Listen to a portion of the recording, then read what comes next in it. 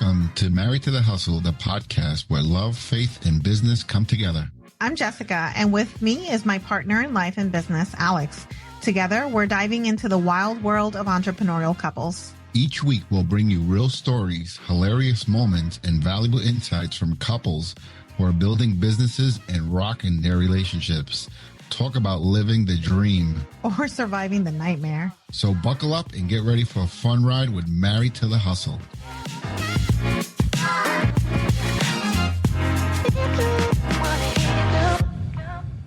Welcome back, guys. We're so excited to have you here with us on this week's episode. We're going to be chatting a little bit about the power of teamwork and how it is, getting the team in place and working together and respecting each other's boundaries. Again, today I'm joined by my beautiful wife, Jessica. Hey, guys. So, Jessica, you excited to talk about this topic? Because I know I am. I mean, we're nothing without our team, right? And having the right team in place and a group of great individuals that are seeing the vision as a whole. And yeah, let's talk about this topic, Jessica. What do you think about teamwork and how it plays in the company right now? I think it's so pivotal because the reality is that we can't run the business by ourselves, right? But when it comes to teamwork, it's not just, the teamwork of the team as a whole.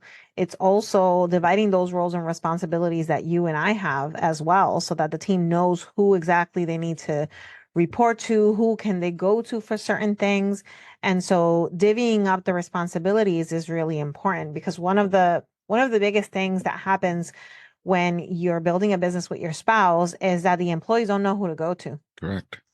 And so a lot of times, like children, right? It's like they'll come to you and say something. It's like, oh, go to Jessica. And it's like, Jessica's like, oh, you need to go to Alex. And so it turns out, when you look at it, just like children, it's like, go to mom, go to dad, go to mom, go to dad. And the reality is that we will both answer from a different perspective, from a different understanding. And it may at times look like we're not on the same page. And so that's why it's so important for teamwork, not only for the team themselves, but also how we tend to divvy that up. Correct. And just remembering as well that you can't build anything on your own, right? You got to have the right people in place and trusting in others to make the right decisions, right? And if it's not the right decision right then and there, they made it and we learn from it and we go on, right? That's the continual process that we go through is learning as you're growing. And I would say trust plays a really big role in effective teamwork. Trusting that person, learning together, mentoring, coaching. I know Jessica hears coaching and her eyes just like open up, right? Because Jessica just loves to coach people and she's great at it. And what do you say, like the trust, how does that play a role in teamwork? Well, it goes back to who we are as leaders, right? I'm a huge fan of John Maxwell. Mm-hmm. And John Maxwell talks about the 5 levels of leadership. And so in the first level of leadership, he talks about position, right? So people will follow you because they have to. They have no choice, right? So sometimes as the owner of the company, they're like, oh, so that's the owner. That's the owner of the company. I have to do whatever they tell me. Right. And so building trust is where you start to gain, that level 2 of leadership, which is permission. This is where you're building relationships. This is where people will follow you because now they want to follow you. You're helping them build that trust. And so they're starting to see you, how you're building a relationship with them. You're getting to know them. You're getting to know their pains, their struggles, but also the things that make them happy. And so that moves you into level 3 in the 5 levels of leadership, where now you start to talk about production, and people will follow you because of what you've done for the organization, what you've done for the company, and they know that you can deliver results. So they're following you because they know that if they go to you, you're going to get it done. Mm-hmm. And so as you continue the other 2 levels of leadership, one of them is in people development and reproduction. So the people that you follow, because of what you've done for them, And then lastly is the pinnacle, which is the respect, which is people will follow because of who you are and what you represent. And that's where there's an alignment there with core values. There's Right. an alignment there with your mission, your vision. Mhm. And so the most important thing when it comes to trust is that we are moving up and down that those five levels at every given time, right? You hire someone new, they respect you because of position. Right. You develop someone and you promote from within. Now you're in level 4 in the people development, right? And so what happens is that trust, it's constantly moving. We don't just arrive and now I trust you. Right. This is a Right. process that we all have to go through in order to trust each other and to be able to hold each other accountable. And Hmm. when that trust is broken, it takes a very long time to repair it. Right. And so that's why trust is pivotal when it comes to teamwork.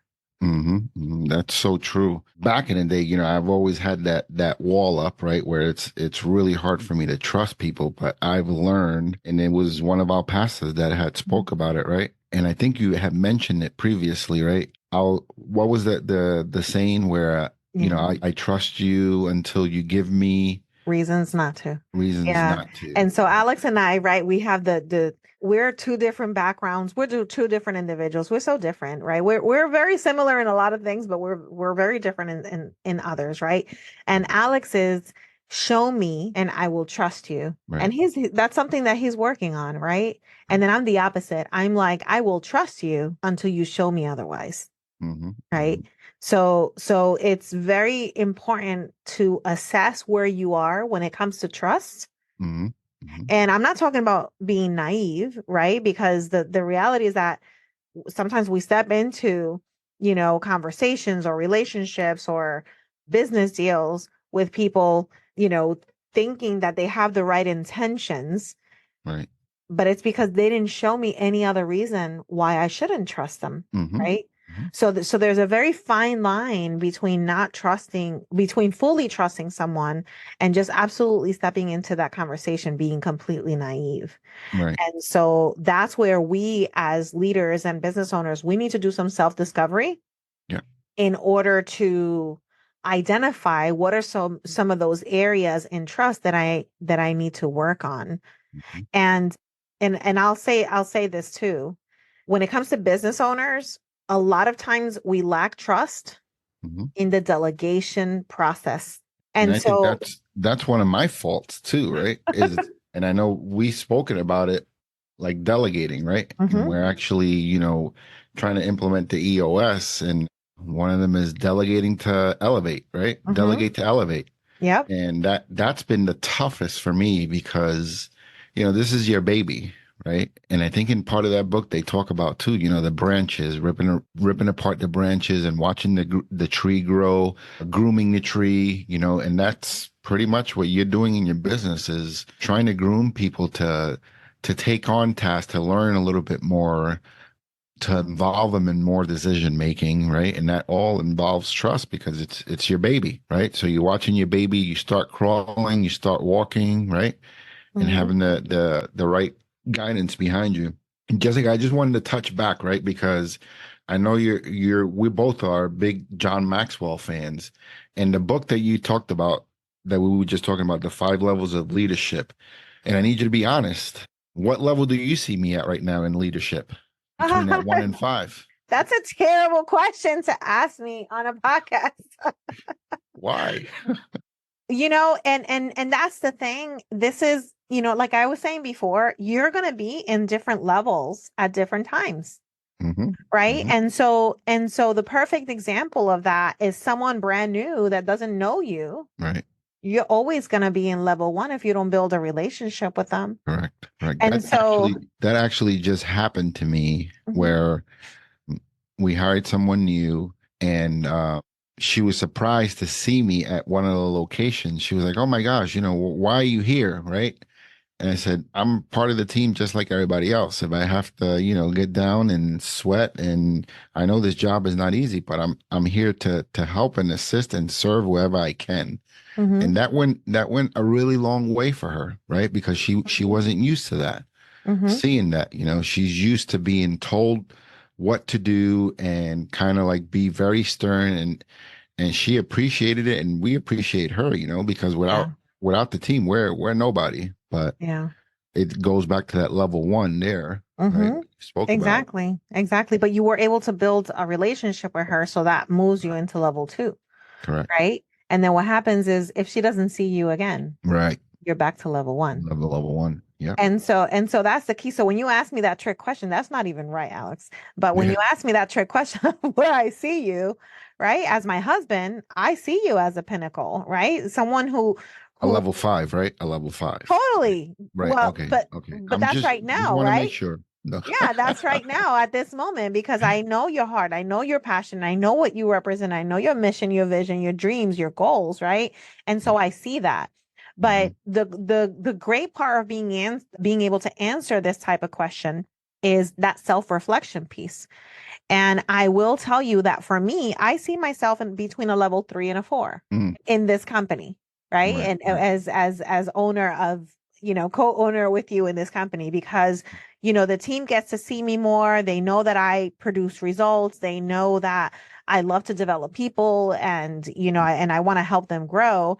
But that's usually where I see myself in. I see myself in that level 3, level 4. Now, Right. if we go into my coaching business, right? Because Hmm. I know what I give, Right. I see myself as a level 5 all the way, Right. Right. but it goes back to, I mean, I just had a discovery call today with a new client and does she know me? No. And it's an opportunity for me to work on building that know, like, and trust Right. all The over again. buy-in. Right. Yeah. And so we're constantly, it's like a throttle, right? You're Hmm. moving Hmm. up Hmm.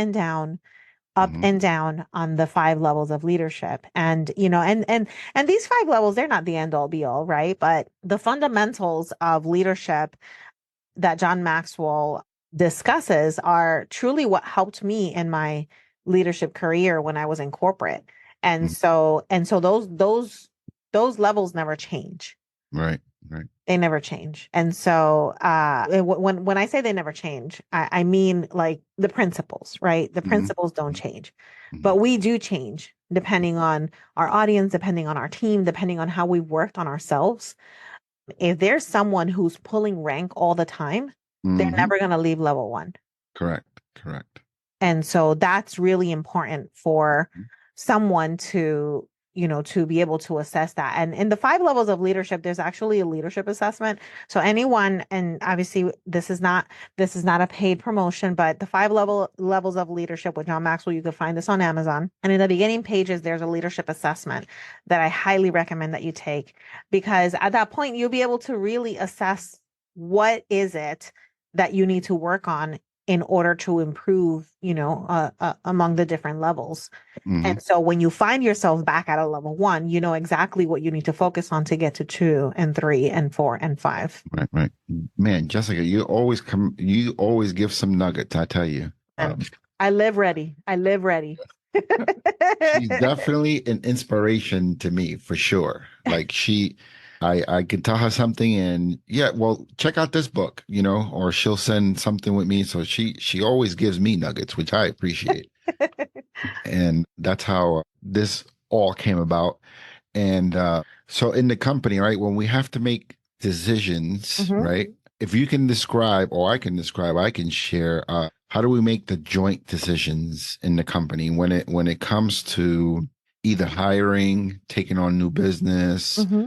Lately, like this morning, I was out in Palmetto, Florida, going to look at an account, and one of the first things you said was, "You sure you want to go work out there?" Right? Because it's 2 hours away from where we're at. But the reason why I do it is because we have to answer that call, right? It's the customer's call, right?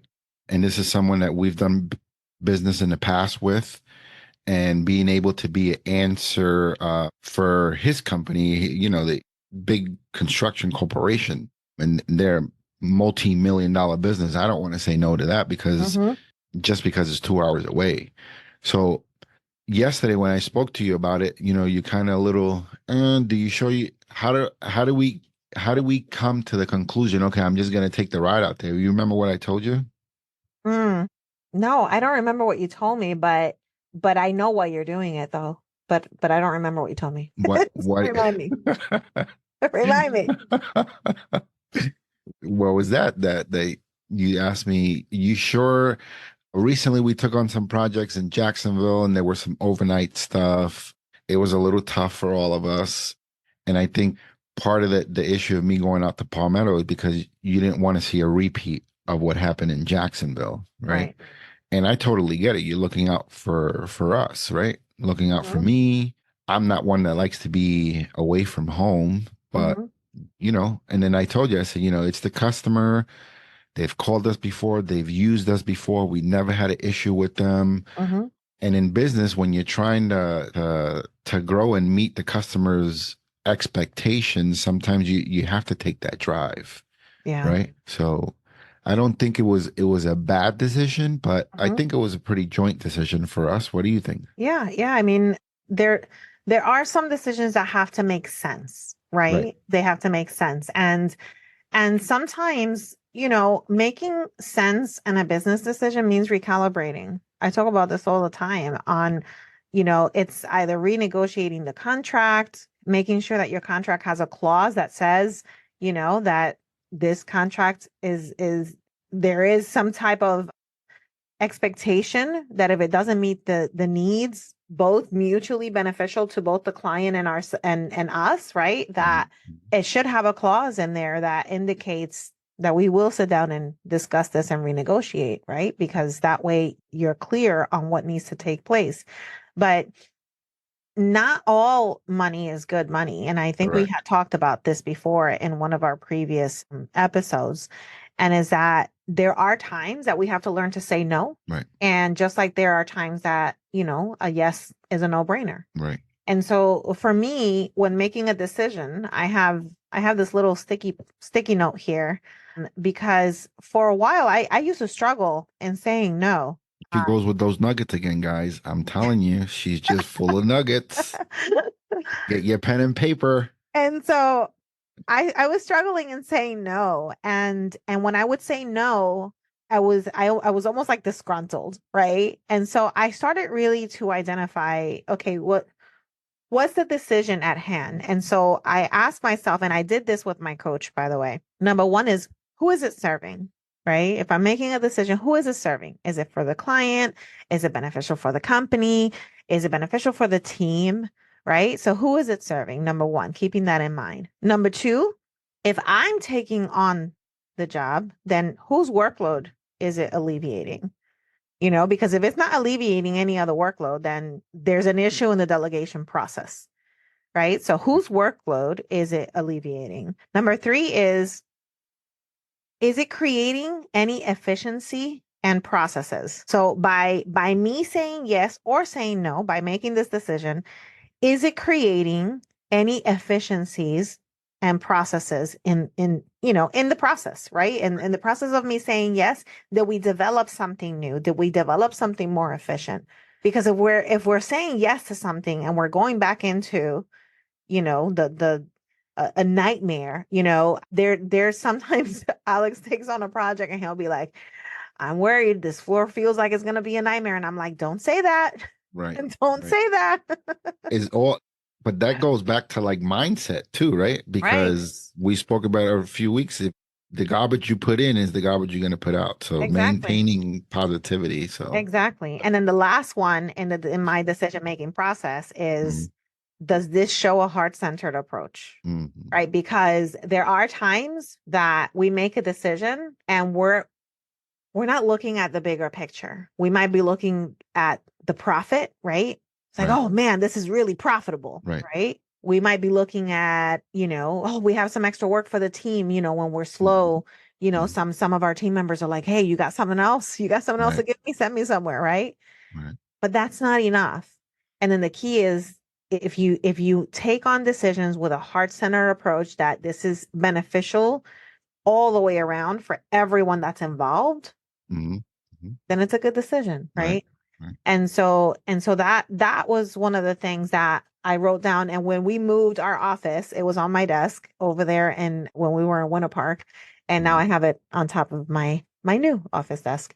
And yeah, so So it's just really important to be able to navigate through that. And if you're having problems with decision making and, kind of like dividing those roles and responsibilities inside of a business when you're running a business with your spouse, that that's an opportunity for reflection. Right. You really want to sit down and identify what are some of those strengths and weaknesses that you each bring to the table.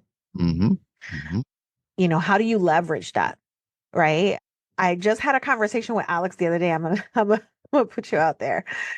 We went to a networking event, and a couple of times in the networking event, people were asking me questions about pricing and that kind of thing. And I was like, "Oh yeah, I don't do pricing or bids. That's Alex. I'll bring him over there. I'll introduce you to Alex, right?" And then I would bring him over, and I would introduce him.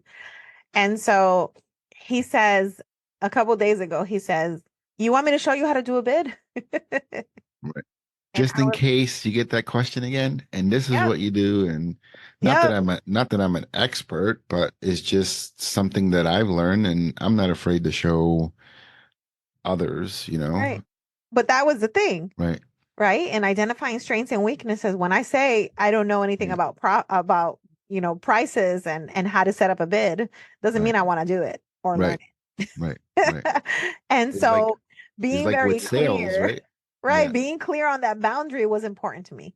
Right. And Right. so that's where identifying strengths and weaknesses is really important. Like you stay in your lane and I stay in mine and we'll be Right. good. Right. And you're pretty clear with that. Uh, that doesn't interest me. I don't need to learn that. Nope. You do. And if you have a question about such and such, then you come to me. And I'm like, whoa. But it's I don't get upset. I actually respect it because, she's setting her boundaries, right? And we need to respect each other's boundaries. Hmm. And we both have strengths and weaknesses, Absolutely. right? I could probably, again, not an expert, but I can probably close a sale on an account where Jessica might not be able to close out an account. Again, Jessica might be able to put something together that we need for a system, right? Hmm. And that's one of my weaknesses. I And then can't. and then the connection. Oh my gosh, Alex is so good at connecting with our team. Right. Just to be able to get to know them and explore what they like and what they don't. And I just don't have that nurturing side of me, you Right. know. And it's okay. I mean, I try to nurture, right? But then I Hmm. know, there were times when we were both out in the field when we started our business, and Alex would come home and be like, "Man, this person's going through this, and did you know, like, I wish we could do something for them." And I'm like, "How'd you know that?" And he's Hmm. like, "I just got to know her." And I'm Right. like, "Wow." Like, so it's like, it's not that I don't take the time to build that relationship or nurture it. I don't know. I'm not great at it. It's like, Pastor, forgive me, but it's like when they put me as a greeter to serve. Listen, I'm there to serve, but I'm just so awkward at greeting people at the door. And so I'm just not really good at it. And it's okay, right? But I still serve with a good heart. Right. But I'm just not great at it. And so I Mhm. try to stay in my lane. Right. Right. And that's one of the, I wouldn't say weak points for me. I think it's a strength, right? To be able to sit and talk to someone for, 5 minutes and you can find out, a whole lot about them, right? Hmm. I always say to myself, when you meet someone new, you never know what they're going through, right? And this can be a starting point for many people, right? Hmm. Coming in to be part of our team. We have, a few people that just came from another country and they're happy to be here. And this is their first job. So learning about them a little bit, what's their background, right? And one of them happens to be back in her country. She's a nurse, right? So how cool is that to get to know just different people, and again it goes back to building the trust, right? Hmm. Getting the buy-in from everyone. And I've Absolutely. always been that way. And I want to say, just watching my mom, like growing up, she always served everybody. She was always worried about others before herself, right? So when you see things, because what you're taking in is what you're putting out, Hmm. right? It always goes back to that, right? What you take in is what you put out. And seeing my mom, I mean, my mom is, even to this day, you go to visit her, you're not leaving her house without a plate of food, a cup of coffee, right? And Mm-hmm. she it's just the way she is, right? It's a natural thing to her. And I think, me seeing it, it becomes natural to us. Yeah. So that goes back to like leveraging the strengths, right? And how we complement each other in the business, Right. right? Because there's some things that Jessica doesn't enjoy doing. There's certain things that I don't enjoy doing that Jessica does very well in, and I don't do so well, right? So Mm-hmm. we kind of leverage each other's strength to go forward, to move forward, right? To push the needle ahead, like they say. Mm-hmm. So yeah. Anything else you wanted to touch on that, Jessica? No, I mean, I encourage you guys to assess your strengths, weaknesses, opportunities, and threats. And we do the SWOT analysis on business level, but many times we don't take the opportunity to do that on an individual level. And Right. so it's so important for you to know what are some areas where you need to stay in your lane. And one of the biggest issues with family owned businesses and couples building a business is that they're bumping heads with each other. They're if they take the assessment from Traction and they're both visionaries, right? There's truly no execution strategy. And so the same way with the integrator role. So they take the assessment, they're both integrators, there's nobody with a vision. Right. And so it's so important to be able to understand each other's strengths, understand what you're really good at and what you're Mhm. not. And I'm more of the direct, approach. And Right. Alex is more of like that nurturer. And so if we need someone to give a nudge to a client because, they need to be nurtured a little bit, then, I'll pass them on to Alex. He'll give them a call. He'll soften them up. Yeah. But if I also need to contact someone to collect on a bill or something like that, right? It's like I have to take a different approach, be a little Mhm. bit more direct in order to get paid. And so understanding where each one of you lie, right? Whether you're building a business with family and there's multiple people in the company, or if it's just you and your spouse, Mhm. it's really important to know how to leverage each other's strengths so that you're not stepping on each other's toes at all times. Mhm. And so Mhm. that would be my biggest recommendation. How about you as we close our show? Yeah. Jessica mentioned the SWOT analysis, and we've done it probably about 2 or 3 times, right? Hmm. Hmm. And those of you that don't know the SWOT analysis, it stands for your strengths, your weaknesses, opportunities, and threats, right? Hmm. Within your business. We've done the disc, we've done the SWOT, we've did quite a few, right? Where just trying to get better and serve people better, right? So without teamwork, I mean, I'm gonna close out. Without teamwork, there's no work, Hmm. right? Pretty much to put it clear. Building a team, trusting in your team, it does take time. It doesn't happen overnight. But yeah, without teamwork, delegating to elevating, right? That's another one. I'm trying to give some nuggets like Jessica. So yeah, yeah. Jessica, Stay in your lane. she, Stay in your lane. yeah, Jessica, she's a big note taker, so she's got all this stuff written down, and she's trying to get me like that.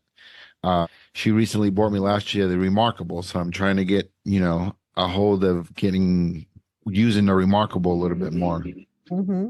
So, Awesome. all right, guys. So with that, we thank you guys for joining us, and we can't wait to share our next episode with you. And until then, Keep keep hustling. hustling. 3, 2, 1, yeah!